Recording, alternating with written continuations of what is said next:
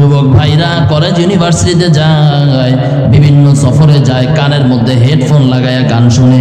দুনিয়া এত মজা, এই গান শুনে শুনে সে পার্কে যায়, সফরে যায়, কলেজ ইউনিভার্সিটিতে যায়, কিন্তু সে জানে না রাসূলুল্লাহ বলেছেন কবিরা গুনাহ করতে করতে যদি কেউ মারা যায় তাহলে সে ঈমান হারা বেঈমানের মতো মৃত্যুবরণ করলো। এই কানে ইয়ারফোন দিয়ে গান শুনতে শুনতে কত বাস অ্যাক্সিডেন্ট করেছে, কত শত মানুষ দুনিয়া থেকে চলে গেছে। কি বছরে একবার না প্রতিদিন? বলেন না।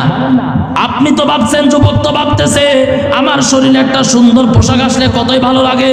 হ্যাঁ, ভালো তো লাগবে, কারণ আল্লাহ পাক রব্বুল আলামিন দুনিয়ার পোশাকটার মধ্যে ভালো কিছু লাগাই দিছে, মিষ্টি লাগাই দিছে, ওই পিপিলিকার মধুর মতো মিষ্টি লাগাই দিছে। এবার যুবক যখন একটা মোটর সাইকেল পায় তো আরো ভালো লাগে, ঠিক কিনা? এবার যদি মোটর সাইকেলের পিছনে কেউ বসে, কে সে? নাই বললাম। যদি মোটর সাইকেলের পিছনে এবার যদি কেউ যদি আবৃত করে বসে, আরে যুবক তো একবার জান্নাতে চলে গেছে, কি মজাই না লাগে। ও বাবা, এই যুবকটা কে? ওই ভারত থেকে আসছে কোন যুবক, হ্যাঁ, চট্টগ্রাম থেকে আসছে। আপনার আর আমার সন্তান, আপনার আমার ভাই, অন্য কেউ না। বলেন ঠিক কিনা?